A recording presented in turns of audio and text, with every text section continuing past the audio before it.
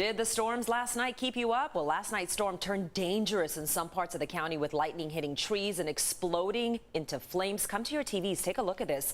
Several palm trees were burned after lightning strikes in La Mesa.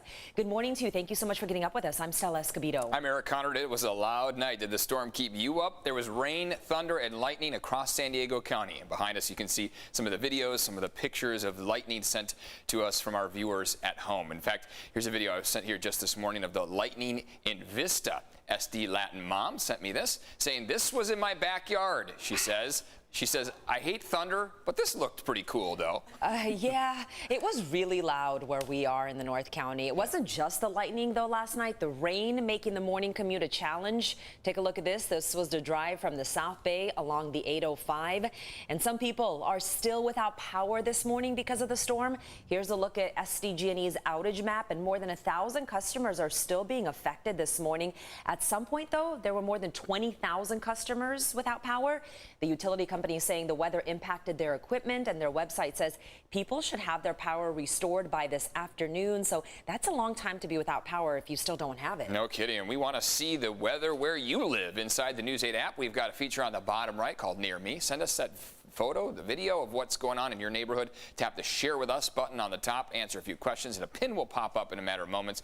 Right now, let's check in with Netta and see what the conditions are looking like right now. I know there's some slick roads out there. Yeah, still, obviously the storm left its mark, and we did see anywhere from a ½ inch to over an inch of rain across parts of our county. But now look at that, some clearing happening. So yeah, the wild stuff has pretty much left us, and we are now seeing this is the past 6-hour loop where you saw plenty of lightning strikes coming across the county. Really, though, yesterday around 3, 4 o'clock it started, and then as soon as the sun went down, the darkness took over. Those lightning bolts became the story, right? Just during the Chargers-Raiders game. So a lot of activity going on last night in the form of lightning bolts up all across San Diego. So right now, as you see, east of our deserts, rather, that's where there are plenty of strikes still happening, but leaving San Diego nice and dry. And now we'll be dealing up with a little more of that cleanup of the aftermath here as the storm moves along. But I'll get into the details of our next round of rain this week coming up in a few minutes. Jenny.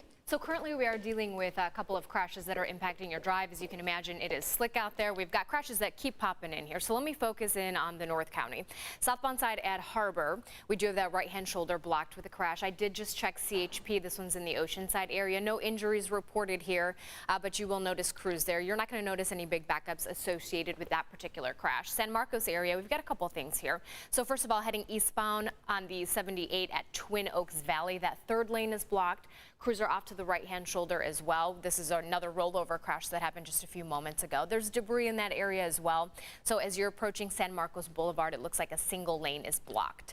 I'm going to move on over to Willow Road, where those power cables are still knocked down. So we do have a blockage here. Willow Roads both ways is shut down from Ashwood to the 67. Travel times still remain okay. To the South County, I don't see any major issues. I know the bridge is starting to build up, and it looks like there's a crash that popped in on the 163, but I will get more details for you on that coming up in my next report. Well, new this morning, Johnson & Johnson has asked the FDA for emergency use authorization of its COVID vaccine booster shot, but the company says it left it up to the FDA and the CDC to decide just who should get their boosters and when. The FDA already has a meeting scheduled for next week to discuss boosters for Johnson & Johnson as well as Moderna. Today marks a new push over the placement of a sexually violent predator. Comes just days after the owners of a house in Rancho Bernardo backed out of their agreement to house sex offender Douglas Badger. News 8's Allison Royal is live outside the county administration building with the new proposal that's up for debate here. Good morning, Allison. Hey, good morning, Eric. So that's exactly what we're talking about here. Supervisor Jim Desmond wants more local control when it comes to these sexually violent predators and where they end up living. Now, he wants that local control, but he's not the only one. There are also some community groups that have voiced their support for this measure. You look at this like Douglas Badger, who had admitted, I know he wasn't convicted, but he admitted to torturing and raping over 500 boys and men. I mean, how is this man even out of the system?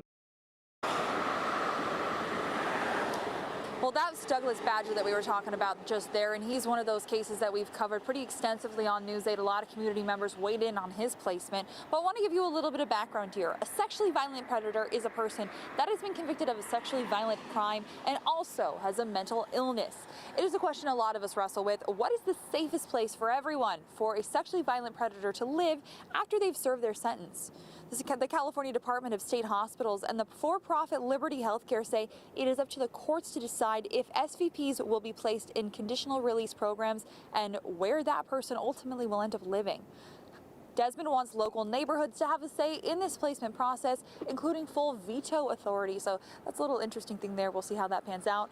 Desmond says right now there are 5 sexually violent predators in San Diego County, and at least 3 more are awaiting placement hearings. Oftentimes, community members will express concerns about these SVPs living in neighborhoods close to schools, bus stops, or vulnerable people, maybe near senior centers. Usually in these kinds of situations, a lot of people will call in or write the judge to express their different questions, concerns, comments, right? So back out here live at the County Administration Building, there's going to be a County Board of Supervisors meeting just a little few while away at 9 o'clock this morning, and they're going to discuss a number of different things, and that also includes Desmond's proposal about these sexually violent predators. I'm going to send it back to you, too.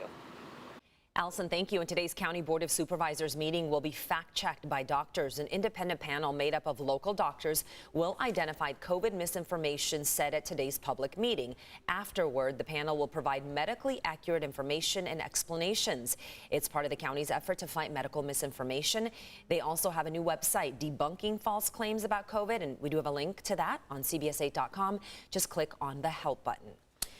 Well, this morning we could find out what caused that massive oil spill off the Orange County coast. Investigators say a ship's anchor may have struck a pipeline on the ocean floor. The company that operates the pipeline expects to have more information on that today. More than 120,000 gallons of oil began leaking into the Pacific this weekend from Huntington Beach to Dana Point Harbor.